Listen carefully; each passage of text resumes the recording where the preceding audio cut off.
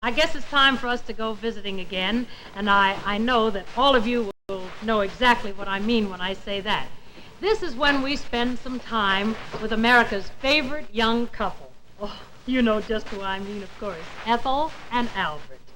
We have found that the better you know these two folks, the better you like them, and the more you can enjoy being with them. Perhaps that's because it's so easy to imagine yourself in the same sort of situations as Peg Lynch writes about. Now, as you watch, it certainly is easy to imagine that Peg and Alan Bunce represent you and your partner in life. Let's get over now to 444 Edgecombe Road at Sandy Harbor and have a nice visit with Ethel and Albert. Oh, did I tell you I bumped into Mary and Bradley in the post office today? They're going to Arizona for the rest of the winter. Uh-huh. Guess George is having a terrible time with asthma. Be nice, just lie around in the sun. Wish I could. They're leaving Monday. Huh? They're leaving Monday. Who is? Marion. Marion who? Marion Bradley. Oh. What about her? She and George are going to Arizona. Oh, what are they going to do down there? I guess they're going for George's health. Oh, why? What's the matter with George? Asthma! Well, all right. You don't have to shout at me. I can hear you. You don't hear me at all. Honestly, honey, 3 weeks from now we'll get a postcard from Marion and George, and you'll say, well, what are the Bradleys doing in Arizona? Yeah, sounds like me, doesn't it? It certainly does. Say, look, while you got your needle and thread out, how about sewing a button on my overcoat, will you? Get the coat out, I'll do it. Yeah, darn thing came off last week. I keep forgetting to mention it. You got the button, dear? I don't think I've got one to match, and sure I haven't. Yeah, here it is. It's the top one here. Button? Huh? Button? Oh, yeah, it's in my briefcase over here. Yeah, I think I better reinforce these other buttons, too. They seem kind of loose. Now, let's see. Oh, golly, what a mess. Bet that button's right down the bottom of the whole thing, too. What do you bet? Oh, golly, I don't know when I cleaned this thing out last. I bet it's been months, huh? You know, I just... gloves, necktie, look, scarf. I just keep shoving things in here. No wonder I can't find anything. You talk about all the stuff I keep in my pocketbook. Yeah. Well, no time like the present for getting at it, I guess. And if you feel ambitious, dear, you'd better do it. You know, your streaks of ambition don't last too long. Yeah. Oh, golly. What's down the bottom here? A big bunch of something. I don't know what I did with the brown thread. Ding, da, da, dum, da, da.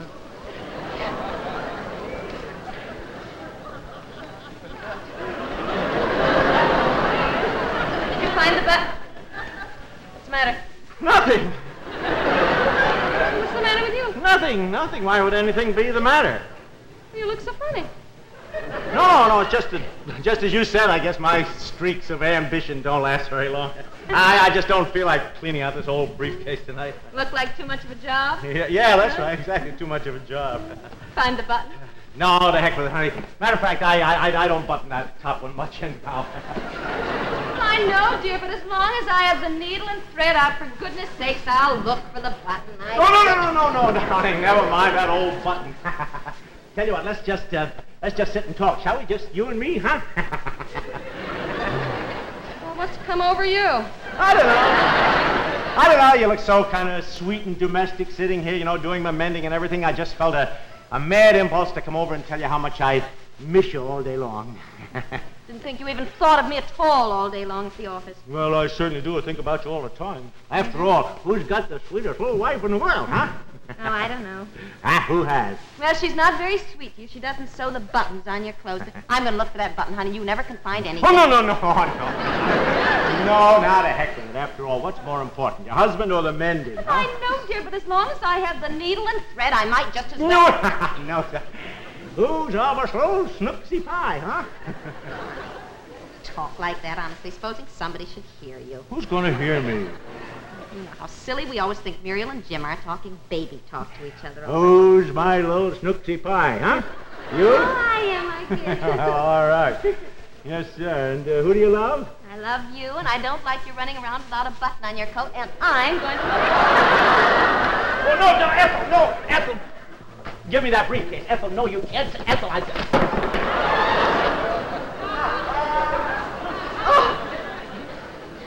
Albert, Yeah. how could you? I don't know. How could you? I don't know. I just saw them. I gave them to you to mail. I said, Albert, be sure and mail them. You said you would, and you told me that you did. I thought I did. I swear I thought I did. 200 Christmas cards. 200. Yeah.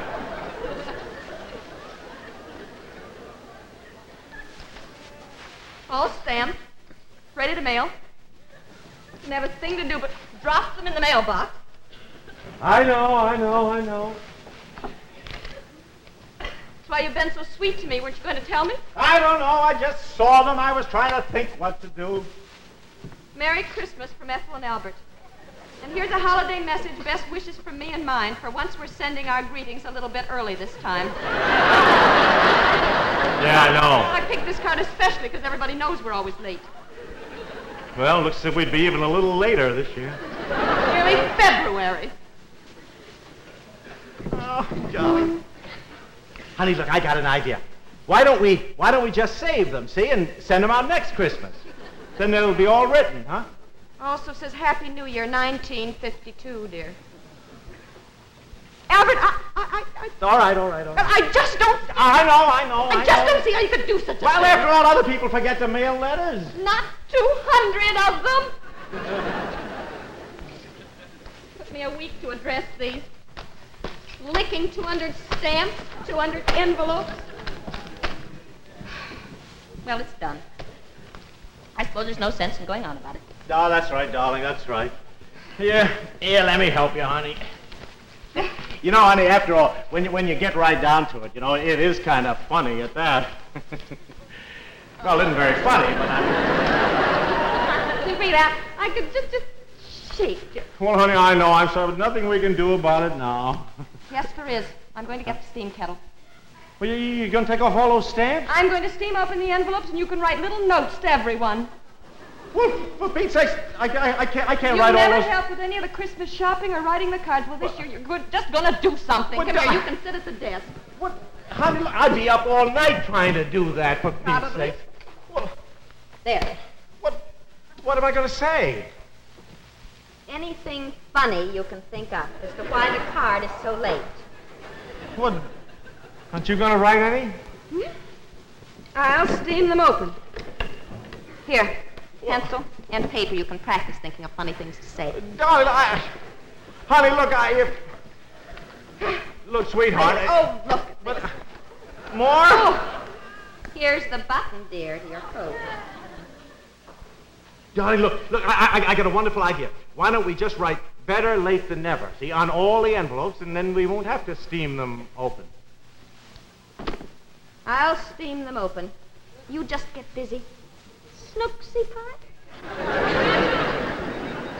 Golly, something funny.